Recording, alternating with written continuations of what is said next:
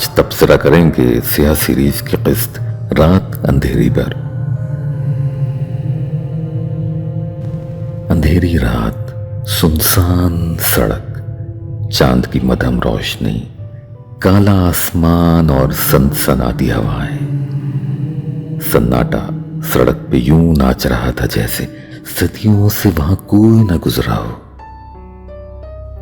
آس پاس کے درخت بھی عجیب سے ہیولوں کی شکل میں نظر آ رہے تھے۔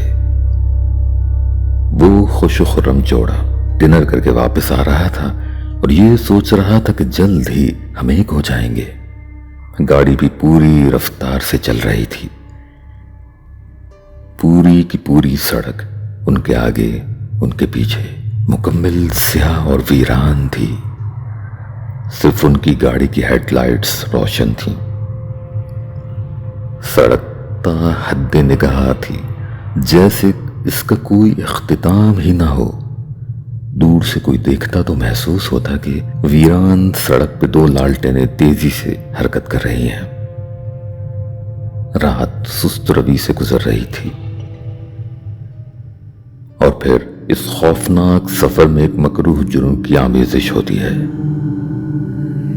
اس جوڑے کی قسمت پہ جیسے مہر لگ جاتی ہے۔ ان کی زندگی میں آنے والی خوشیاں اب شاید اگلے سورج کو کبھی نہ دیکھ پائیں۔ وہ جرم ان کا پیچھا کرتا ہے، ان کی نیندوں، ان کے خوابوں، ان کی زندگیوں پہ انتہائی بھیانک اثرات ڈالتا ہے۔ وہ لڑکی بیٹھے بیٹھے اکثر کھونے لگتی ہے۔ اس کا دل کرتا ہے کہ کاش وہ وقت میں پیچھے چلی جائے اور اس جرم کو ہونے سے روک دے۔ اس نے کوشش بھی کی، لیکن حقیقت، خواب، خیال، وہمیں، ان سب کے بیچ اسے سمجھ نہیں آ رہا تھا کہ اسے کیا کرنا چاہیے۔ جہاں جہاں وہ جاتی اس کی بدقسمتی اس کا پیچھا کرتی۔ وہ جرم لمحے بلمحے اس کے ساتھ ہوتا۔ اس جرم کا خوف ہر لمحہ اسے ڈراتا۔ چھوٹے چھوٹے واقعات میں زہر گلنے لگا، خوشیوں کو جیسے نظر لگ گئی۔ اور پھر آن پہنچا اس کی زندگی کا ایک بہت بڑا دن، جب اس کا رشتہ طے ہونا تھا، لیکن وہی دن اس کی زندگی کا سب سے خوفناک دن ثابت ہوتا ہے۔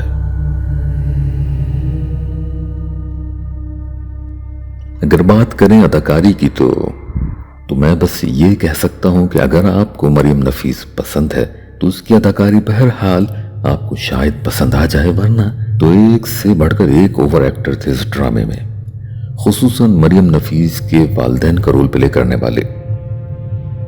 یہ کہہ سکتے ہیں کہ جب آپ نے بہت زیادہ کانٹینٹ کریٹ کرنا ہو تو کہیں نہ کہیں کسی نہ کسی ڈومین میں تو کوالٹی سے ہاتھ دھونا پڑتا ہے۔ اگر بات کریں کہانی کی، کیا کہانی دلچسپ تھی؟ میں کہوں گا کہ نہیں، بالکل بھی نہیں، بلکہ انتہائی عام اور حد سے زیادہ پریڈکٹیبل۔ اگر آپ کے پاس 40-50 منٹ فری ہیں اور آپ پاکستانی کانٹینٹ کو سپورٹ کرنا چاہتے ہیں تو پھر کہانی کے عام ہونے پہ شاید آپ کو صبر آ جائے۔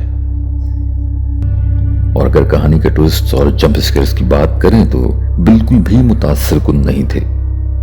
شاید کہانی لکھنے اور ڈائریکٹ کرنے والے کو مزید ہارر کانٹینٹ پڑھنے یا دیکھنے کی ضرورت ہے، بلکہ میں تو یہ کہوں گا کہ اگر آپ پروڈکشن سے پہلے کچھ ایکسپیریمنٹس کر لیں، تھوڑا ہوم ورک کریں تو بہت اچھا رہے گا، تاکہ ایٹ لیسٹ فائنل پروڈکٹ کو اس طرح سے خراب نہ کریں۔